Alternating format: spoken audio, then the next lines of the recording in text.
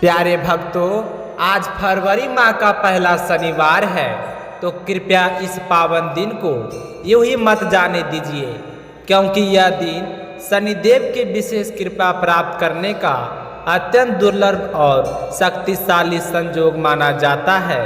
शास्त्रों में कहा गया है कि फरवरी के पहले शनिवार को किया गया शनि मंत्र जाप पूरे वर्ष का भाग बदलने की क्षमता रखता है। शनिदेव न्याय के देवता हैं, वे फल देने में देर जरूर करते हैं, लेकिन जब कृपा करते हैं तो गरीबी, कर्ज, आर्थिक तंगी और वर्षों से रुके हुए धन के सारे द्वार एक एक करके खोल देते हैं। तो जिन लोगों पर लंबे समय से शनि की सारे साथी ढैया या आर्थिक बाधाएं चल रही है, उनके लिए आज का यह मंत्र किसी वरदान से कम नहीं है। आज हम आपको बताने जा रहे हैं एक ऐसा दिव्य और अत्यंत शक्तिशाली शनि मंत्र, जिसे श्रद्धा से सुनने और जपने से वर्षों की गरीबी समाप्त होने लगती है, रुका हुआ पैसा वापस आने के योग बनते हैं, नौकरी और व्यापार में नए अवसर खुलते हैं, आय के नए स्रोत बनने लगते हैं और घर में अस्थायी धन व माता लक्ष्मी का वास होता है।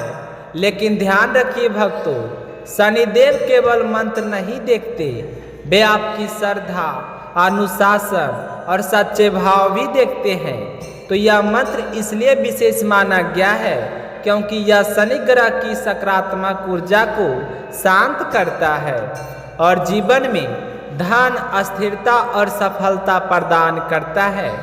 तो अगर आप सोच रहे हैं कि इस सुनने का मंत्र का विधि क्या है, तो ध्यान से सुनिए। साल के पहले फरवरी के पहले शनिवार को सुबह स्नान करके स्वच्छ वस्त्र धारण करें, शनिदेव की तस्वीर या दीपक के सामने शांत भाव से बैठें और सरसों का तेल का दीपक जलाएं और काले तिल या उड़द दाल शनिदेव को अर्पित करें। इसके बाद इस मंत्र का 108 बार जाप करें और यदि आप पूरा जाप ना कर पाएं तो कम से कम इस वीडियो में मंत्र को पूरी श्रद्धा से सुने और मन ही मन शनिदेव से क्षमा और कृपा की प्रार्थना करें। अनेक भक्तों ने अनुभव किया है कि साल का फरवरी माह के शनिवार को इस मंत्र का जाप करने से अचानक धन प्राप्ति हुई है, रुके हुए पेमेंट वापस मिले हैं, कर्ज से राहत मिली है और मानसिक तनाव से मुक्ति मिली है। जब शनिदेव प्रसन्न होते हैं तो वे गरीबी को जड़ से खत्म कर देते हैं। और अंतिम प्रार्थना कीजिए कि हे न्याय के देवता शनि महाराज, जो भी यह मंत्र श्रद्धा से सुन रहा है, उसके जीवन से आर्थिक कष्ट, दरिद्रता और अभाव दूर करें। उसके घर में बरसों बरस अंधाधुंध धन की वर्षा हो। और यदि आपको यह वीडियो शुभ लगे तो दिल से एक लाइक जरूर करें और अपने दोस्तों और परिजनों में शेयर करें और कमेंट में लिखें जय शनिदेव, ताकि शनि महाराज की विशेष कृपा हमेशा आप पर बनी रहे। तो चलिए भक्तों, अब इस दिव्य शनि मंत्र का जाप शुरू करते हैं। तो मंत्र कुछ इस प्रकार है। ओम नीलांजनम समाभासम रविपुत्रम इमाग्रजम छाया मार्तंडे संभूतम तम नमामि संरेचरम। ओम लीलांजनम समाभासम रविपुत्रम इमाग्रजम छाया मार्तंडे संभूतम तम नमामि संरेचरम। ओम नीलांजनम समाभासम रविपुत्रम इमाग्रजम छाया मार्तंडे संभूतम तम नमामि संरेचरम। ओम नीलांजनम समाभासम रविपुत्रम इमाग्रजम छाया मार्तंडे संभूतम तम नमामि संरेचरम्। ॐ नीलाञ्जनं समाभासं रविपुत्रम् इमाग्रजं छायामार्तण्डे सम्भूतं तं नमामि संरेचरम्। ॐ नीलाञ्जनं समाभासं रविपुत्रम् इमाग्रजं छायामार्तण्डे सम्भूतं तं नमामि संरेचरम्। ॐ नीलाञ्जनं समाभासं रविपुत्रम् इमाग्रजं छायामार्तण्डे सम्भूतं तं नमामि संरेचरम्। ॐ नीलाञ्जनं समाभासं रविपुत्रम् इमाग्रजं छायामार्तण्डे सम्भूतं तं नमामि संरेचरम्। ॐ नीलाञ्जनं समाभासं रविपुत्रम् इमाग्रजं छायामार्तण्डे सम्भूतं तं नमामि संरेचरम्। ॐ नीलाञ्जनं समाभासं रविपुत्रम् इमाग्रजं छायामार्तण्डे सम्भूतं तं नमामि संरेचरम्। ॐ नीलाञ्जनं समाभासं रविपुत्रम् इमाग्रजं छायामार्तण्डे सम्भूतं तं नमामि संरेचरम्। ॐ नीलाञ्जनं समाभासं रविपुत्रम् इमाग्रजं छायामार्तण्डे सम्भूतं तं नमामि संरेचरम्।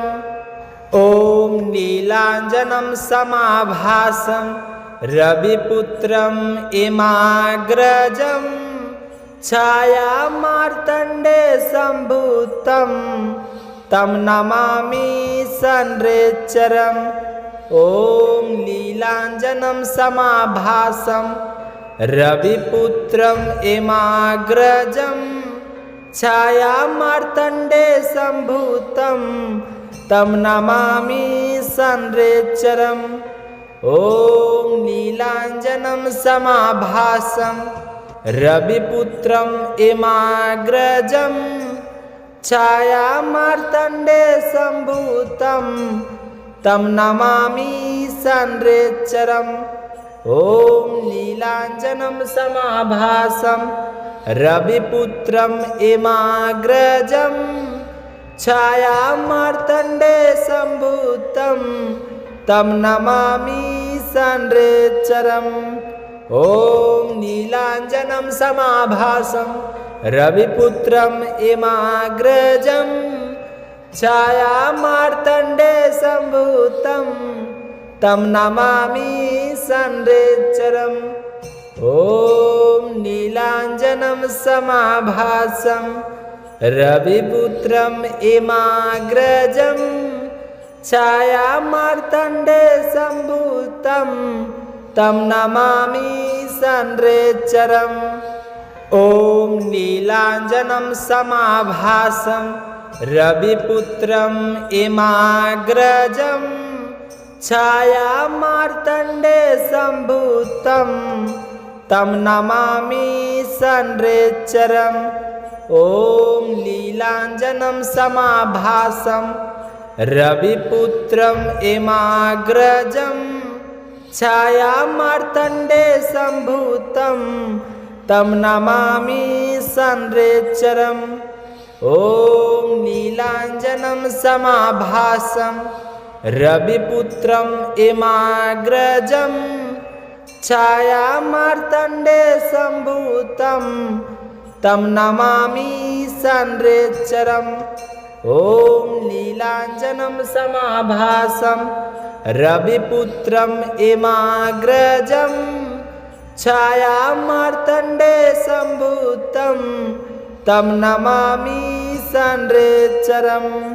ॐ नीलाञ्जनं समाभासं रविपुत्रम् इमाग्रजं छायामार्तण्डे सम्भूतं तं नमामि संरेचरम्। ॐ नीलाञ्जनं समाभासं रविपुत्रम् इमाग्रजं छायामार्तण्डे सम्भूतं तं नमामि संरेचरम्। ॐ नीलाञ्जनं समाभासं रविपुत्रम् इमाग्रजं छायामार्तण्डे सम्भूतं तं नमामि संरेचरम्। ॐ नीलाञ्जनं समाभासं रविपुत्रम् इमाग्रजं छायामार्तण्डे सम्भूतं तं नमामि संरेचरम्। ॐ नीलाञ्जनं समाभासं रविपुत्रम् इमाग्रजं छायामार्तण्डे सम्भूतं तं नमामि संरेचरम्। ॐ नीलाञ्जनं समाभासं रविपुत्रम् इमाग्रजं छायामार्तण्डे सम्भूतं तं नमामि संरेचरम्। ॐ नीलाञ्जनं समाभासं रविपुत्रम् इमाग्रजं छायामार्तण्डे सम्भूतं तं नमामि संरेचरम्। ॐ नीलाञ्जनं समाभासं रविपुत्रम् इमाग्रजं छायामार्तण्डे सम्भूतं तं नमामि संरेचरम्। ॐ नीलाञ्जनं समाभासं रविपुत्रम् इमाग्रजं छायामार्तण्डे सम्भूतं तं नमामि संरेचरम्।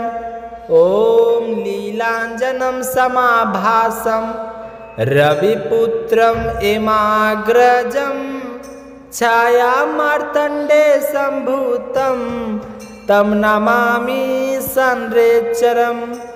ॐ नीलाञ्जनं समाभासं रविपुत्रम् इमाग्रजं छायामार्तण्डे सम्भूतं तं नमामि संरेचरम्।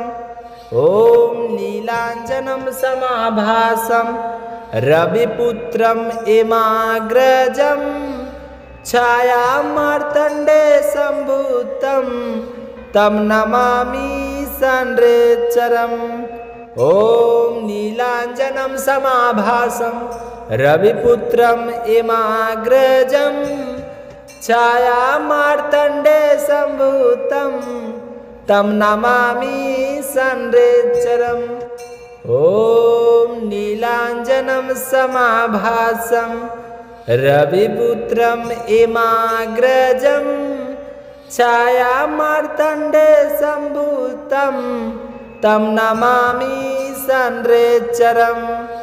ॐ नीलाञ्जनं समाभासं रविपुत्रम् इमाग्रजं छायामार्तण्डे सम्भूतं तं नमामि संरेचरम्। ॐ नीलाञ्जनं समाभासं रविपुत्रम् इमाग्रजं छायामार्तण्डे सम्भूतं तं नमामि संरेचरम्। ॐ नीलाञ्जनं समाभासं रविपुत्रम् इमाग्रजं छायामार्तण्डे सम्भूतं तं नमामि संरेचरम्।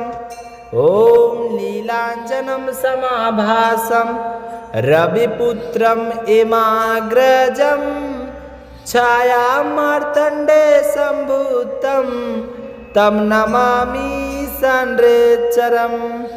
ॐ नीलाञ्जनं समाभासं रविपुत्रम् इमाग्रजं छाया मार्तण्डे सम्भूतं तं नमामि संरेचरम्।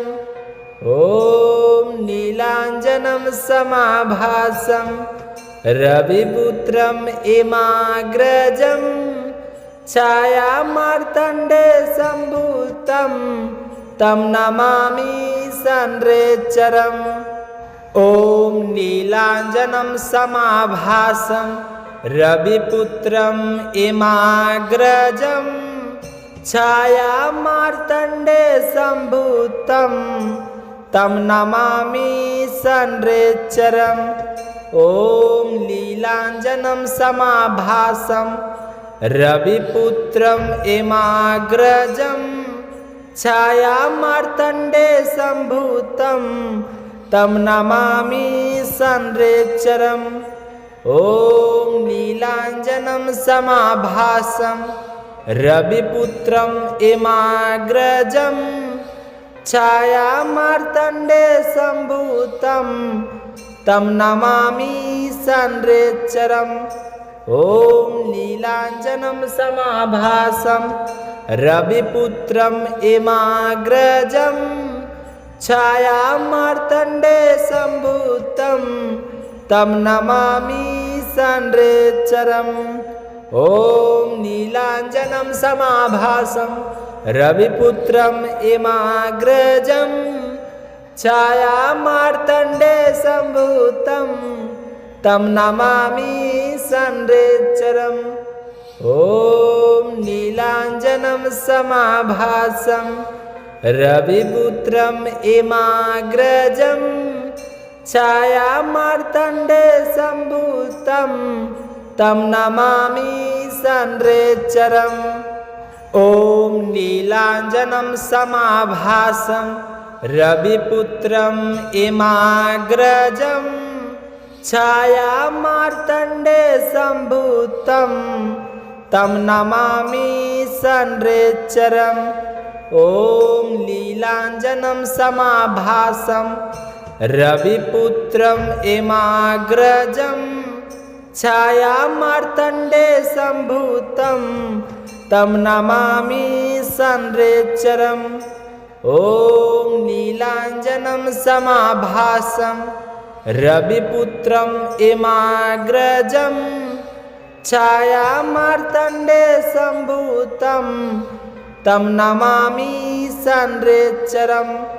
ॐ नीलाञ्जनं समाभासं रविपुत्रम् एमाग्रजं छाया मार्तण्डे सम्भूतं तं नमामि संरेचरम्।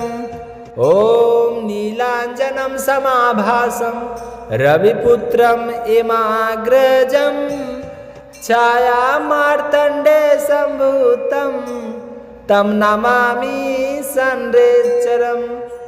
ॐ नीलाञ्जनं समाभासं रविपुत्रम् एमाग्रजं छाया मार्तण्डे सम्भूतं तं नमामि संरेचरम्। ॐ नीलाञ्जनं समाभासं रविपुत्रम् एमाग्रजं छाया